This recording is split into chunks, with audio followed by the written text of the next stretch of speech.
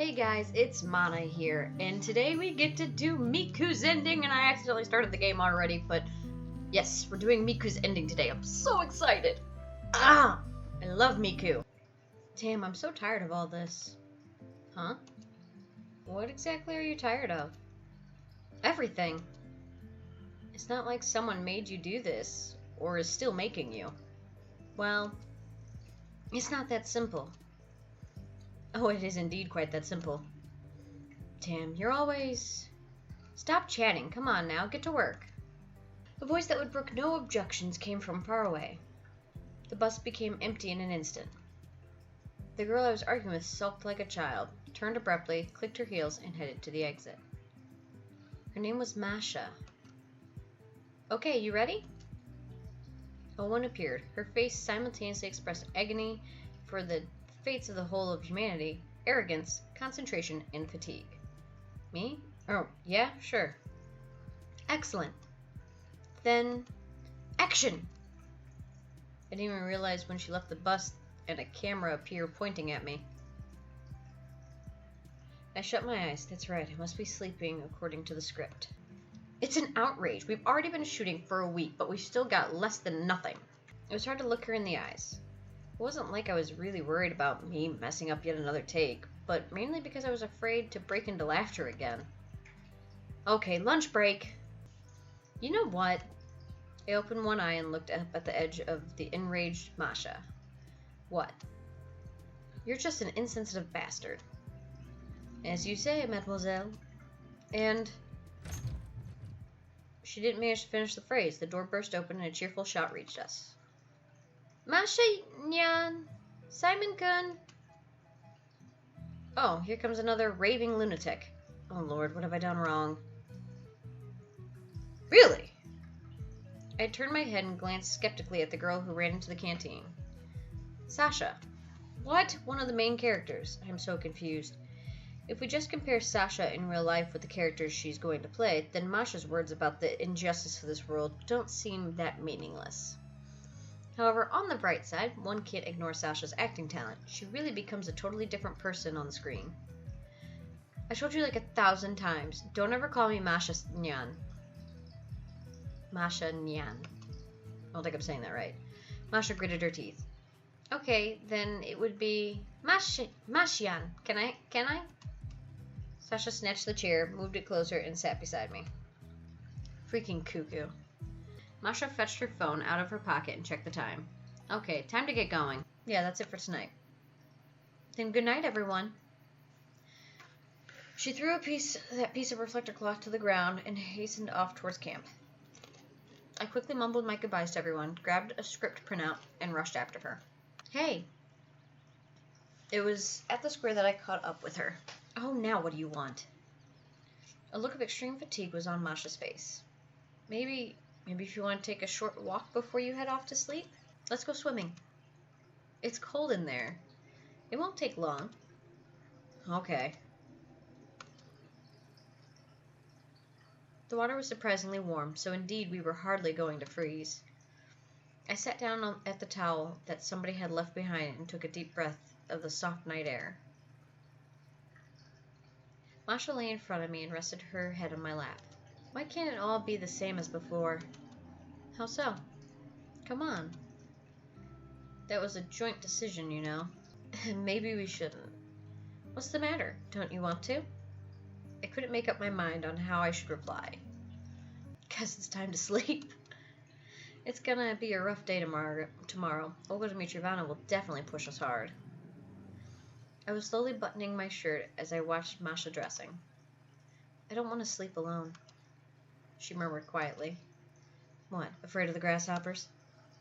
It's not the grasshoppers, it's the crickets, and I'm not afraid of them. She averted her gaze and blushed a little. It's just, well, unusual. Okay. But where? Masha gave me a questioning look. There are a couple of unoccupied cabins reserved for further scenes. Well, we could use these props for a while, I guess. Let's go. She smiled, got up, took my arm, and we slowly headed to the square. An irresistibly blinding morning glare struck my eyes. I wasn't able to stretch. Masha was sleeping on my left arm. I barely managed to pull my limb from under her head and massaged it for a long time, trying to restore the blood flow. Scratching my stubble, I reached for my shorts and to find my cigarettes. Unable to find the cigarettes in my shorts, I thought that I must have left them behind in my cabin, so I clumsily dressed and went outside. Olga Dmitrievna was inside. She drilled me with her gaze. Would you care to explain? What's the matter? Where did you spend the whole night? She looked more menacing. I was with Masha, and what's the problem? After all, everyone got it already, so it makes absolutely no sense to hide it. With who? Olga Dmitrievna gave me a surprised glance. With Masha, I repeated calmly. We don't have any Mashas here. Now it's my turn to be surprised. Simon, your behavior is unbecoming of a true pioneer. Are we shooting it already? But where are the cameras? It totally looks like they just want to play a prank on us. Ma'am, yes, ma'am. I saluted and marched out of the cabin. I have to go and tell Masha, share some laughter with her. I vigorously pushed the cabin doors open and ran in. Masha, you won't believe what they've... Masha was sitting on the corner of the bed with an absolutely pale face, wrapping her arms around her legs. What happened? I leaped to her side. Lena just came in. Lena? But she wasn't planning to come for another 3 days. It wasn't our Lena. It was just something that looked like her. Masha was trembling, and an expression of horror was on her face. Calm down. Let's take it slowly.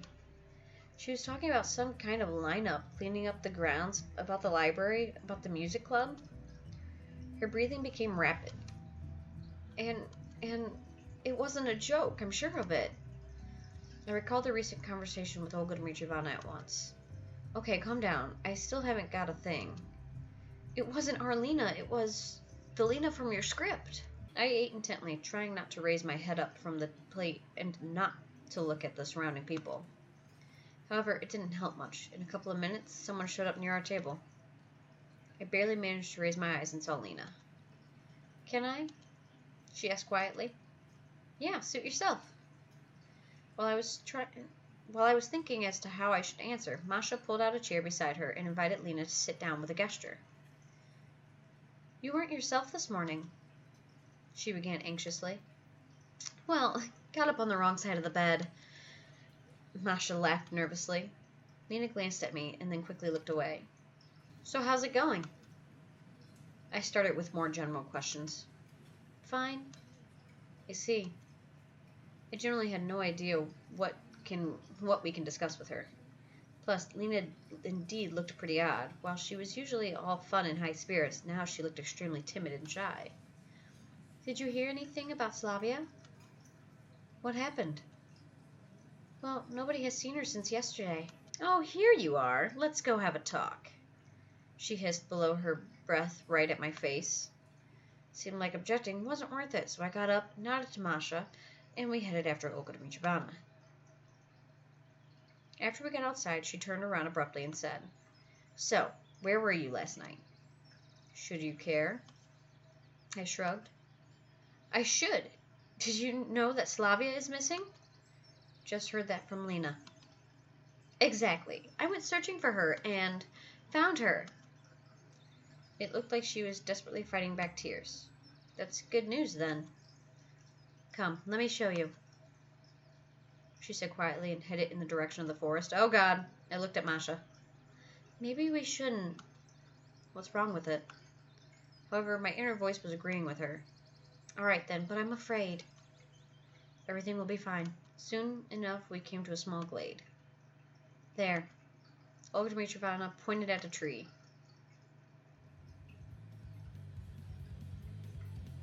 I took a few steps and suddenly spotted a detached human arm.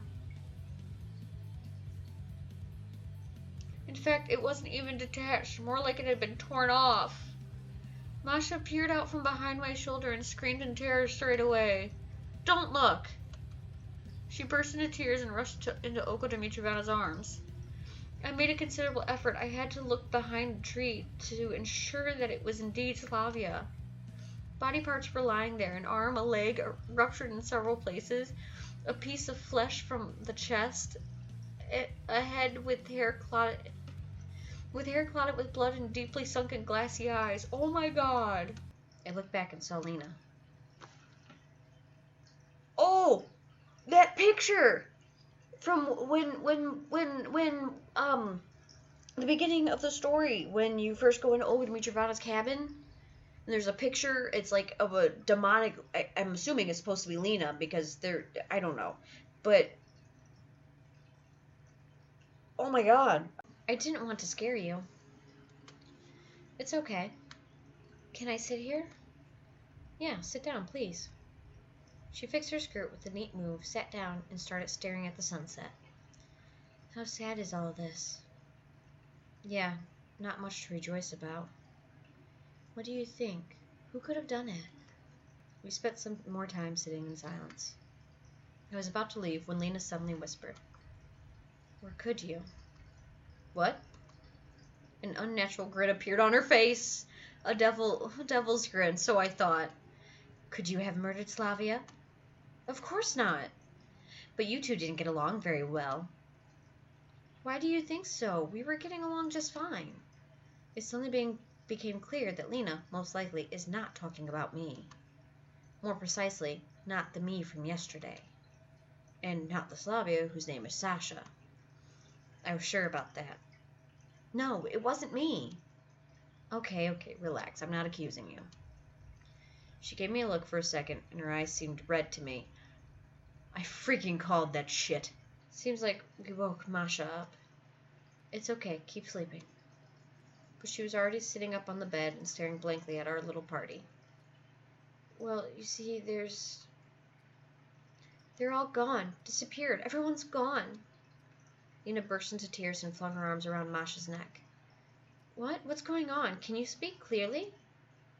Well, long story short, I cracked my neck and compulsively reached for the cigarettes in my pocket. Finding none, I heaved a sigh of frustration, and it looks like there's just 5 of us left in this camp. Alyssa lay down on Lena's bed, and Masha sat down next to me. Get some sleep. She gently stroked the top of my head. Can you really sleep with all this happening? We'll keep guard. You look really tired. Hey! I woke Masha up with a few good rough prods. I woke Rooter up too. Where's Alyssa? I don't know, said Masha worriedly. Well, who does know? We were all asleep. Well, she was sleeping here, and then... Her eyes darted around guiltily. And then you fell asleep. I felt that there was no point in arguing, so I got up, grabbed my trusty pipe, and headed for the door. I swept my eyes across the landscape, and then...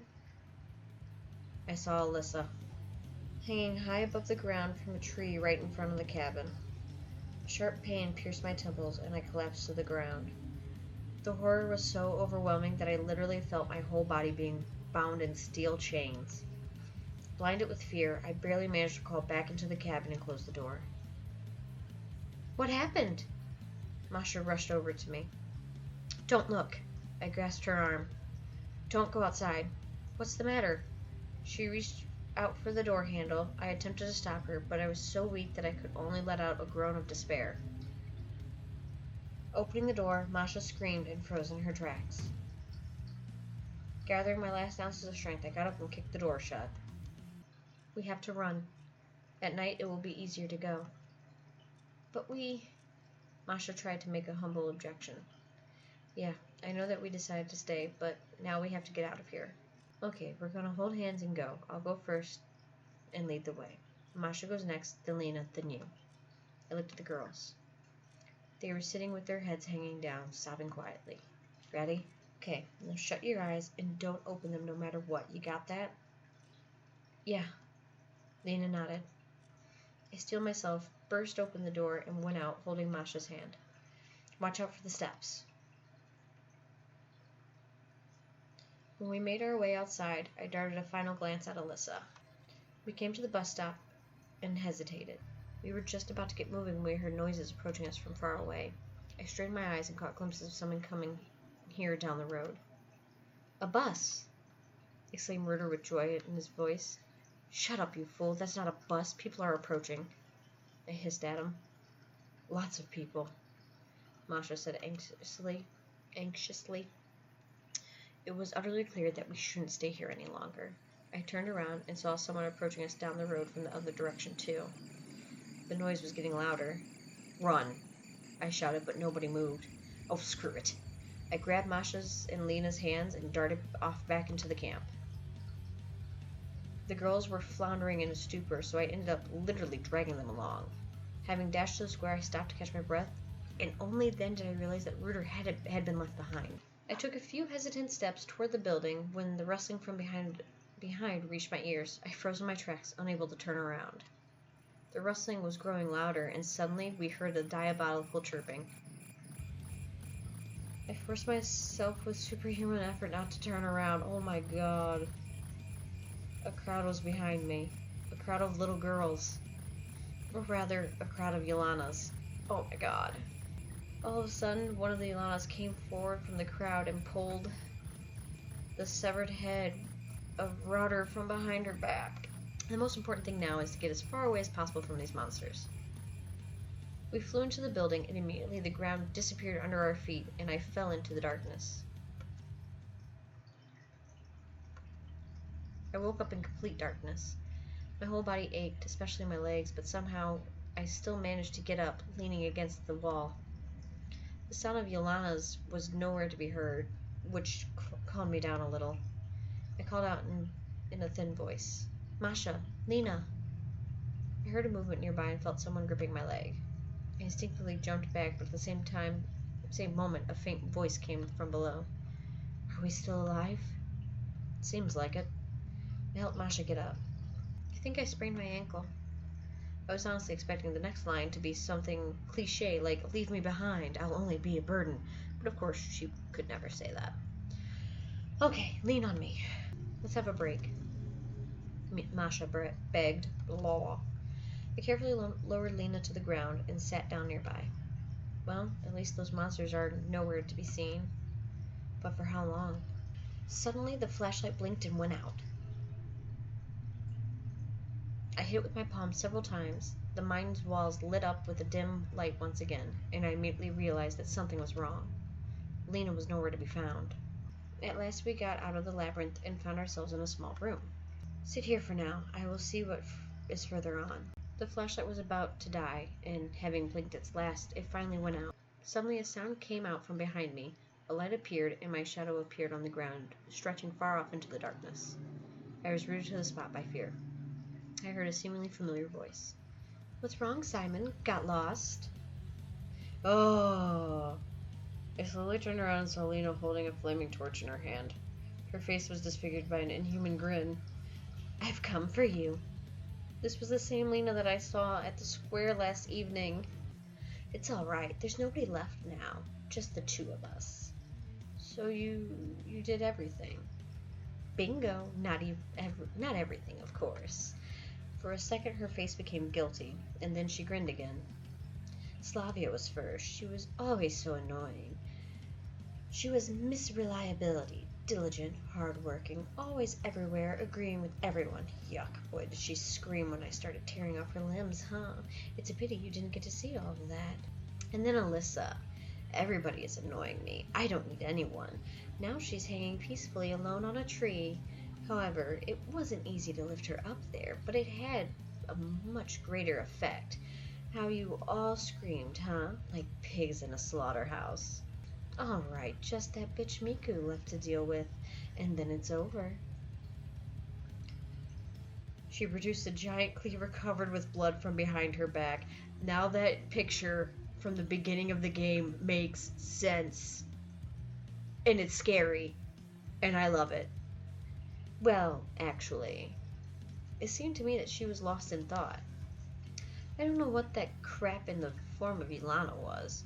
Her and the other pioneers weren't killed by me, but does it really matter now? It seemed to me that only a few seconds passed before I found myself in the room where I'd left Masha.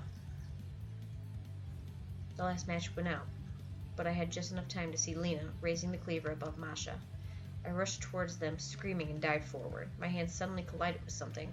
I fell to the ground and began smashing everything around me. Most of my punches didn't hit the mark, but then my hands met something soft. I heard a moan, and dead silence set in. I began to fumble in the darkness, and soon found the torch and a lighter. Shapeless shadows began to dance on the walls, and I saw Lena's body sprawled on the floor. She seemed to be alive. I was going to finish her. Don't. Masha crawled right over to me and grabbed my leg.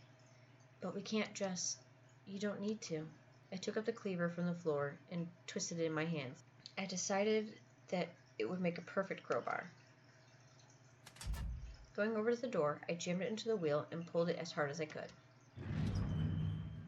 The door creaked and opened. Fresh air streamed into the room. We're saved. I returned to Masha, helped her to get up, and we left the room, leaving Lena lying unconscious. Beyond the door, there was a short corridor with a ladder at the end of it, which led up to grating. I climbed up and pulled on it with all my strength. The grating fell down with a crash, and we climbed out.